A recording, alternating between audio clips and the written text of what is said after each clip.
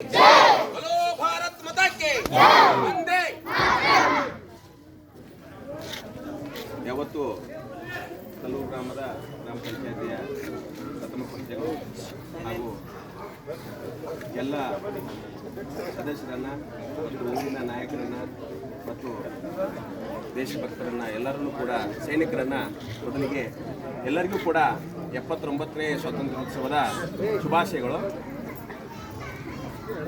ದೇಶ 1947ರಂದು ಸ್ವಾತಂತ್ರ್ಯ ಆಯಿತು. ಈ ಸ್ವಾತಂತ್ರ್ಯ ಭಾರತ ದೇಶದ ಕಣ್ಮಣಿಗಳು, ಭಾರತ ದೇಶದ ಯುವಕರು ಮತ್ತು ದೇಶದಲ್ಲಿ ಅನೇಕ ರೀತಿಯ ಒಗ್ಗಟ್ಟನ್ನು ಮಾಡಿ ದೇಶಕ್ಕೋಸ್ಕರ ನಮಗೆ ಸ್ವಾತಂತ್ರ್ಯ ತಂದುಕೊಟ್ಟಂಥ ನಾಯಕರನ್ನ ನಾವು ಮೊದಲು ನೆನೆಸಬೇಕಾಗ್ತದೆ. ಅದರಲ್ಲಿ ಮುಂಚಿನಲ್ಲಿ ಬರ್ತಕ್ಕಂಥವರು ಭಗತ್ ಸಿಂಗ್, ರಾಜ್ಗುರು, ವೀರ ಸಾವರ್ಕರ್, ಚಂದ್ರಶೇಖರ್ ಆಜಾದ್ ಮುಂತಾದವರು. ಇವರು ಉಗ್ರ ರೀತಿಯಲ್ಲಿ ಹೋರಾಟ ಮಾಡ್ತಕ್ಕಂಥವ್ರು.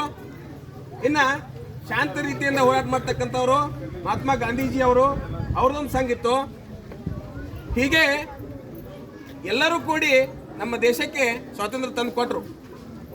ಆದರೆ ಭಗತ್ ಸಿಂಗನ ಒಂದು ಘಟನೆಯನ್ನು ಹೇಳ್ತೀನಿ ಮಕ್ಕಳೇ. ಭಗತ್ ಸಿಂಗನ ಗಲ್ಲಿಗೇರ್ಸಕ್ಕೆ ಹೋಗ್ತಿರ್ತಾರೆ. ಅವಾಗ ಅವ್ರ ತಾಯಿ ಹೇಳ್ತಿರ್ತಾಳೆ. ಭಗತ್ ಸಿಂಗ್ ತಾಯಿ ಹೇಳ್ತಾನೆ ಏನಂತ, ಎಲ್ಲರ ತಾಯಿ ಅಂದ್ರೆ ಹೇಳ್ತಾರು, ಆದ್ರೆ ನೀ ಭಗತ್ ಸಿಂಗ್ ತಾಯಿ ನೀ ಯಾಕೆ ಹೇಳ್ತಾ ಇದೀಯ ಅಂತ ಕೇಳ್ತಾರೆ. ಆದ್ರೆ ಭಗತ್ ಸಿಂಗ್ ತಾಯಿ ಉತ್ತರ ಕೊಡ್ತಾಳೆ ಏನಂತ, ನೀ ಗಲ್ಲಿಗೆ ಏರಾಕತ್ತಿಪ್ಪ, ಆದ್ರೆ ಆ ದೇವ್ರನ್ನ ಬೇಕತ್ತೆ ನಾನು, ಯಾಕಂದ್ರೆ ಇನ್ನೊಬ್ಬನ ಭಗತ್ ಸಿಂಗ್ನ ಹಿಡ್ಲಿಕ್ಕೆ ನನಗೆ ಶಕ್ತಿ ಕೊಡಲಿಲ್ಲ, ಅದಕ್ಕೋಸ್ಕರ ಅಳ್ತಾ ಇದ್ದೀನಿ ಅಂತ ಹೇಳ್ತಾರೆ. ಕೇವಲ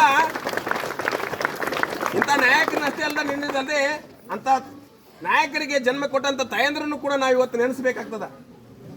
ಅದಕ್ಕೋಸ್ಕರ ದೇಶಕ್ಕೋಸ್ಕರ ನಮಗೆ ಹೋರಾಡಿ ಸ್ವಾತಂತ್ರ್ಯವನ್ನು ತಂದು ಕೊಟ್ಟಿದ್ದಾರೆ. ಆ ಮಹನೀಯರನ್ನ ನಾವು ನೆನೆಯೋದು ನಮ್ಮ ಕರ್ತವ್ಯ. ಅಷ್ಟೇ ಅಲ್ಲದೆ ಜವಾಬ್ದಾರಿನೂ ಇದ್ದಾವೆ. ನಾವೇನಾದರೂ ಒಗ್ಗಟ್ಟಿನಿಂದ ಇರಲಿಲ್ಲ ಅಂತಂದ್ರೆ ಬೇರೆ ಬೇರೆ ದೇಶದವ್ರು ನಮ್ಮ ಮೇಲೆ ದಾಳಿ ಮಾಡೇ ಮಾಡ್ತಾರೆ. ನಾವು ಯಾವುದೇ ಜಾತಿ ಭೇದ ಇಲ್ಲದೆ ನಾವು ಒಗ್ಗಟ್ಟಿನಿಂದ ಇದ್ದೀವಂದ್ರೆ ನಮ್ಮನ್ನು ಯಾರು ಕೂಡ ಅಲುಗಾಡ್ಸಕ್ಕೆ ಸಾಧ್ಯ ಇಲ್ಲ. ಈಗ ಯಾಕಂದ್ರೆ ಈಗಾಗಲೇ ನಾವು ನಮ್ಮ ಸೈನಿಕರ ಶಕ್ತಿಯನ್ನ ಪ್ರಪಂಚಕ್ಕೆ ತಿಳಿಸಿಕೊಟ್ಟಂತ ದೇಶ ನಮ್ಮದು.